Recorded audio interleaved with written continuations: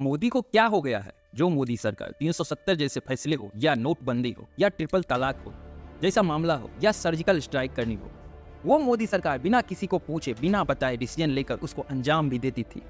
वो सरकार आज तीसरी बार रिपीट होकर आई है। बहुत से फैसले सोच समझ कर रही है, चाहे हाल ही में ब्रॉडकास्टिंग सर्विस बिल का मामला हो या सरकार ने उसे वापस मंगा लिया या वक्फ बोर्ड बिल हो उसे जेपीसी में भेज दिया।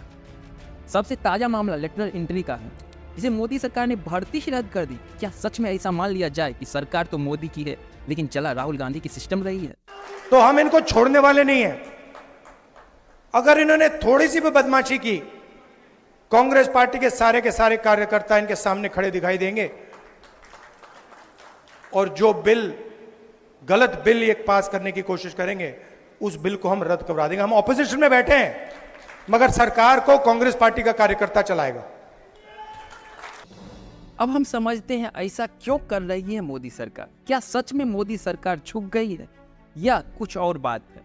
तो मोदी सरकार 2 टर्म तक पूरे बहुमत में आई थी, लेकिन तीसरी बार नीतीश और नायडू के साथ सरकार बनाई। इससे विपक्ष तो बहुत खुश हुआ कि उन्होंने बीजेपी को बहुमत में आने नहीं दिया और ये सरकार 2 बैसाखी की सरकार बन चुकी है। या फिर कोई और वजह है जिससे आपको ये लगता है अगर ये नहीं चला तो हमारे साथ भी वैसा ही होगा जो पड़ोसियों के साथ हुआ है?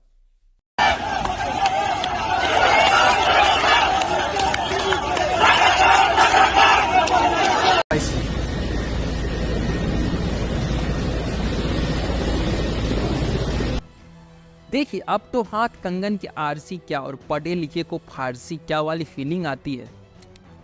भारत के पड़ोसी मुल्क चाहे पाकिस्तान में बैठा इमरान खान हो या फिर बांग्लादेश में बैठी शेख हसीना या फिर श्रीलंका का राजपक्षे हो या फिर मालदीव का मोइजू हो, सबको नचाने वाला केवल एक है जिसका नाम है अमेरिका। अमेरिका ने जिस तरह से भारत के सारे पड़ोसियों को नचा डाला है उसके सबूत तो अब साफ दिख रहे हैं। प्रयास भारत को भी नचाने का हो रहा है। पन्नों के कॉन्स्पायरेसी का भारत पर जो आरोप लगा, इतना ही नहीं, भारत के पड़ोसी देश के जो बयान आए वो किसी से छुपे हुए नहीं हैं। मालदीव हो या श्रीलंका हो, उन सब पर डोनाल्ड लू का अपने कमेटी में दिया गया बयान भी वायरल है। For the Pakistani people that they have economic stability and economic growth, it's important from America. We have lots of investments in Pakistan. There are lots of franchises and American businesses working throughout Pakistan. Their success is our success. One of the ways it does business with foreign partners, and in doing that, they will attract American investment, but they'll also attract investment from the Pakistani. Imran Khan ने तो सीधे नाम लेकर बोला था, मेरी सरकार गिराने वाला ये अमेरिका का सेक्रेटरी डोनाल्ड लू है जिसे एशिया के लिए भेजा गया है। कुछ तो बात होगी, तभी तो इतने सारे लोग बोल रहे हैं। आप ये देखिए, पाकिस्तान की नेशनल सिक्योरिटी काउंसिल ने वाज़े तौर पे कह दिया कि पाकिस्तान की ये जो नो कॉन्फिडेंस मोशन थी, इसमें से बैरून मुल्क की इंटरफेरेंस थी। नेशनल सिक्योरिटी काउंसिल, जिसमें सारे सिक्योरिटी चीफ्स बैठे हुए थे, सब बैठे हुए थे, उनके सामने पूरा वो जो कम्युनिके था पाकिस्तान के एम्बेसडर अमेरिका में और उनका जो डोनाल्ड लू जो भी उनका रिप्रेजेंटेटिव था, उसके सारे ये ऑफिशियल मीटिंग थी। एक उसके बाद मिनट्स जारी किए गए उसके, उन मिनट्स के अंदर ये चीज़ कंफर्म की गई कि ये एक बाहर से प्लान बना था जिसमें इंटरफेयर किया गया था पाकिस्तान की इंटरनल पॉलिटिक्स में, और ये जो नो कॉन्फिडेंस थी इसकी बुनियाद बाहर थी। यहाँ तक शेख हसीना भी बोल चुकी है कि गोरे आदमी ने कहा है अगर सत्ता में बने रहना चाहती हो तो हमें बांग्लादेश में एयरबेस बनाने दो। सेंट मार्टिन आइलैंड चाहता था अमेरिका। जब शेख हसीना ने मना किया तो सरकार पलटा दिया।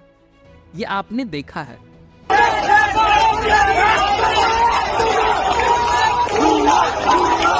तो भारत के सामने न केवल नीतीश नायडू का संकट है, बल्कि जो पड़ोसियों के साथ हुआ है उसका डर भी है। यही नहीं, आपने वीडियो देखा कैसे डोनाल्ड लू बोल रहा है कि चाइना को रोकने के लिए ये सब करना पड़ रहा है। अगर अभी देखा जाए तो देश अभी बारूद के ढेर पे बैठा हुआ है। हाल ही में देश में इतने प्रोटेस्ट हो रहे हैं, आप बंगाल का केस उठाकर देख लीजिए, या 21 अगस्त का भारत बंद, या हाल ही में राकेश टिकैत का ये बयान सुनिए। बांग्लादेश में तो ये बताएगी नहीं यहाँ की सरकार क्या लग रहा है। भाई बांग्लादेश में 15 साल से जो आदमी सत्ता पे काबिज है, विपक्ष के नेता साहब जेलों में बंद है, तो यही तो और सोचता है। अब वे सारे बंद है, उन्हें भागने कहाँ दिया, सारे बंद है। यही हाल यहाँ होगा, ये ढूंढे नहीं मिलने के। जनता बहुत गुस्से में है। ये तो उस दिन जब ट्रैक्टर लेकर दिल्ली गए, ये उन्हें बहका दिया कि लाल किले पे चल जाओ। अगर ये उस दिन पार्लियामेंट की तरफ को कर देते, वो तो 26 जनवरी थी, नहीं तो 25 लाख आदमी थे, ये सारा का सारा काम उसी दिन निपट जाता केस। ये निपटेगा, चूक रह गई थोड़ी, आ रहेगी चूक, अरे इस बार पूरी अब तैयारी है, जनता की चिंता ना करो। तो क्या फिर एक बड़े आंदोलन की शुरुआत है? अब हो जाएगा, ये नहीं कह रहे छेंट करने से और करो दो कुछ। अच्छा, होगा जरूर, तैयार बैठे, आप तैयार बैठे। इस सब को देखकर ऐसा लगता है कि जो पड़ोसियों को यहाँ हुआ, हमारे यहाँ होने में ज्यादा समय नहीं लगेगी। मतलब कुल मिला के भारत के भी हालात कुछ ज्यादा ठीक नहीं है भैया। और देश के जब नेता ऐसा बयान दे रहे हो तो कोई रॉकेट साइंस लगाने की जरूरत नहीं है, देश को आंदोलन की जरूरत है। तो अगर भारत सरकार हर चीज सोच समझ कर चल रही है तो ये आंदोलन जीवी उनको सामने देख रहे हैं। लेकिन सबसे बड़ा सवाल यह है कि क्या मोदी सरकार डर गई या इनकी कोई चाल है? तो पहली बात, जिस नायडू नीतीश को हम लोग बैसाखी समझ रहे थे, इनको मोदी सरकार ने बजट सेशन में निपटा दिया बिना की मिनिस्ट्री दिए हुए। अब दूसरी बात समझते हैं। इस बार इलेक्शन में 2 पॉइंट बहुत हाईलाइट हुए थे। पहला था संविधान खतरे में और दूसरा मोदी तानाशाह है। और ऐसा क्या था संविधान में जिसको बचाने की बात हो रही थी? सबको साथ लेके चलना, लोगों की बात सुनना। मोदी पे ये आरोप था कि सारे फैसले बिना किसी को पूछे ले लेते हैं। इसीलिए इस बार मोदी सरकार ने बड़ी चालाकी से उस इमेज को साफ करने का काम शुरू कर दिया है, जिसे इनकी मजबूरी समझा जा रहा है, लेकिन वो एक कूटनीति है। सवाल था ये संविधान की नहीं चलने देते तो ये किसी की नहीं सुनते। जब सरकार खुद आकर बोलती है देश अंबेडकर जी के संविधान के प्रति, जिसे आप और हम यू टर्न मान रहे हैं, असल में वो संवैधानिक प्रोसेस है। उन्होंने कोई भी चीज सही मायने में यू टर्न नहीं ली है। पहला ब्रॉडकास्ट सर्विस बिल, तो भाई अभी आया कहाँ है? ये तो बस उसका ड्राफ्ट है। ये तो बस जनता के मन में क्या चल रहा है बस उसको जानना। चलिए दूसरी बात, वक्फ बिल, तो भाई ये जेपीसी में गया और वहाँ भी बीजेपी ही मेजोरिटी में है, तो पास तो होगा ही, बस संवैधानिक प्रोसेस के साथ। तीसरा, मोदी सरकार लेटर एंट्री मामले पे झुक गई। असल मायने में वो वहाँ झुकी नहीं, उसकी आड़ में एक बहुत बड़ा न्यूज साइड में चला गया। 20 साल बाद सुप्रीम कोर्ट ने एक लैंडमार्क डिसीजन दिया था, क्लासिफिकेशन इन SC/ST, और इस मुद्दे को राहुल गांधी और इंडी अलायंस वाले बड़ी जोर शोर से भारत बंद करने वाले थे 21 को।